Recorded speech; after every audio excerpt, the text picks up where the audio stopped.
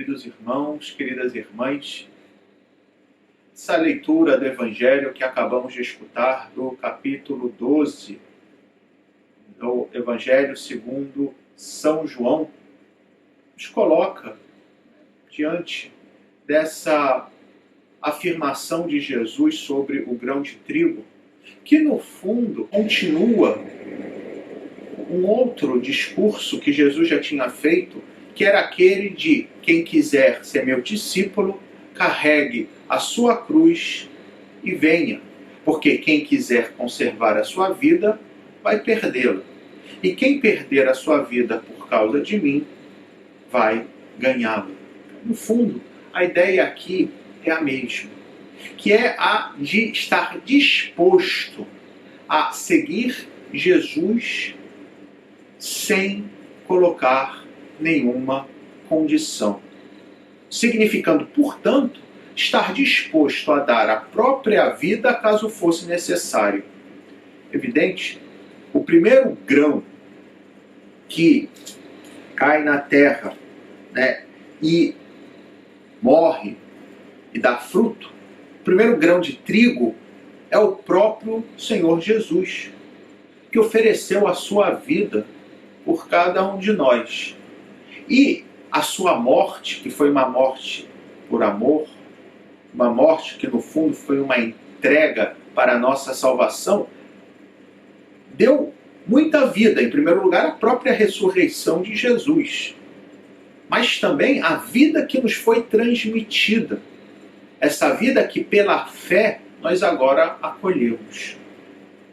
Porém, e é óbvio que se por um lado o Evangelho que acabamos de escutar está no contexto da festa de São Lourenço, que foi um dos grandes mártires da antiguidade, ou seja, um daqueles que de forma direta fez-se grão de trigo, que foi depositado na terra, que morreu e que deu muito fruto, porque o seu exemplo chega até nós no dia de hoje.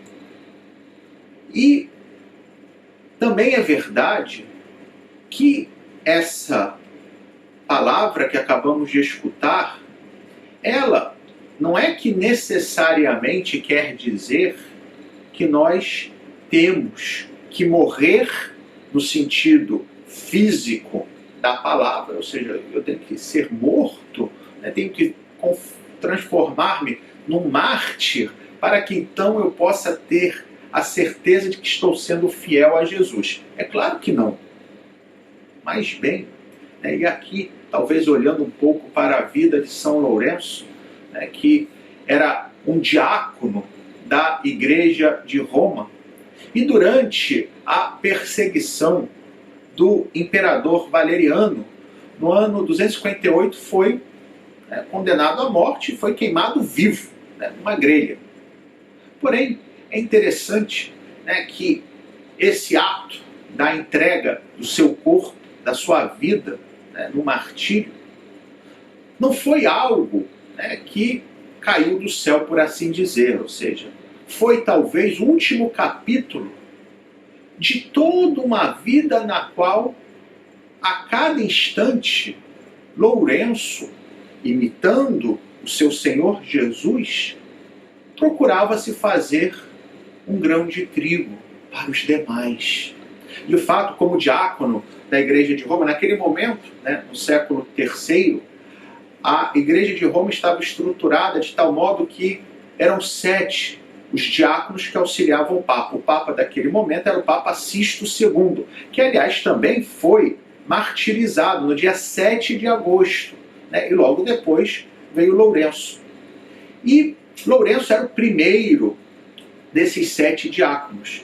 Na tradição daquele momento da Igreja de Roma, normalmente, o primeiro, que era o chamado arquidiácono, dos 7 diáconos, quando morria o Papa, ele era eleito como sucessor do Papa que tinha falecido. Então, talvez Lourenço poderia ter sido o próximo Papa.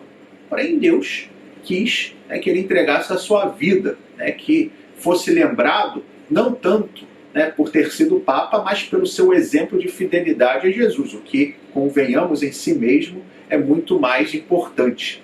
Porém, né, como primeiro diácono da Igreja de Roma, Lourenço tinha uma missão muito particular, que era a de administrar os bens da igreja para poder vir em encontro às necessidades dos mais necessitados, né, dos pobres. E também de cuidar dos cemitérios, né, porque a igreja naquele momento, por uma lei romana que assim o permitia, tinha a posse, né, de alguns cemitérios. E o que acontecia? Era um momento de perseguição, não nos esqueçamos. Não era fácil ser cristão naquele momento. Mas mesmo assim, os cristãos eram muito generosos, né? E eram pessoas simples, não é que fossem todos ricos, pelo contrário, existiam alguns sim que eram, né, de um nível social mais alto, mas a maioria era muito pobre e eram generosos. E de fato, né, a igreja naquele momento, né, possuía alguns bens, né, sobretudo, né, materiais. Só que o que acontecia? Esses bens a igreja não guardava para si mesma, mas usava para ajudar os pobres. Daí que, quando Lourenço foi preso pelas autoridades romanas que queriam justamente o dinheiro da igreja, porque sabiam, né, que a igreja estava, né, com uma quantidade razoável de bens, né, pedem para que ele levasse as autoridades para que tivessem acesso ao tesouro da igreja. E Lourenço leva-os para que se encontrassem com os pobres, dizendo que esse é o tesouro da igreja. E é verdade. Lourenço se fez grão de trigo pelos pobres, por esses que eram mais necessitados. E isso, eu e você, queridos irmãos, queridas irmãs, podemos fazer. E é aquilo que São Paulo falava na primeira leitura de hoje. Quem semeia pouco, segunda carta aos Coríntios, capítulo 9. Quem semeia pouco, colherá também pouco. E quem semeia com largueza, colherá também com largueza. Cada um dê conforme tiver decidido em seu coração. E aí tem essa frase, né, que é tão bonita e tão poderosa, que deve nos fazer, né, refletir sobre a nossa generosidade para com os mais necessitados. Pois Deus ama quem dá com alegria. E mais adiante, no Salmo que nós escutamos, o Salmo 111, a ideia é a mesma, né? Quando diz que a pessoa generosa, o homem generoso, reparte com os pobres os seus bens. E aí diz o Salmo, e permanece para sempre o bem que fez, crescerão a sua glória e o seu poder.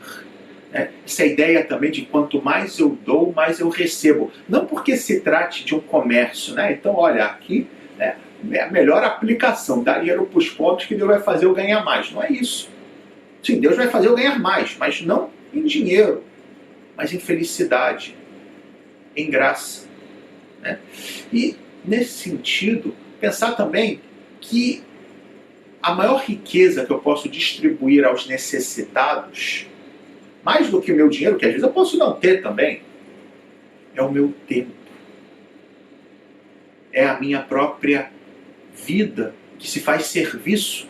E não somente aos pobres, né, de dinheiro, mas aos pobres de amor, aos doentes. No fundo, trata-se de se fazer grão de trigo, morrendo para si mesmo e vivendo para os demais, e, de modo concreto, através das obras de misericórdia.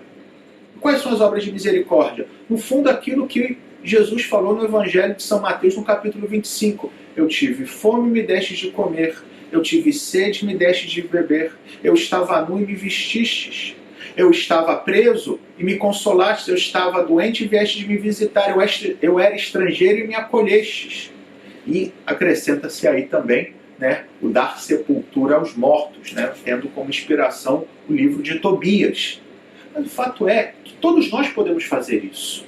Mais ainda, é o que Deus nos pede, a mim e a você hoje, que nos façamos grão de trigo, que sejamos mais generosos com os necessitados e tenhamos a certeza de que Deus ama quem dá com alegria e vai multiplicar os frutos na nossa vida e fará de nós, como também fez com São Lourenço, homens e mulheres que deixam uma marca neste mundo. Louvado seja nosso Senhor Jesus Cristo, para sempre seja louvado.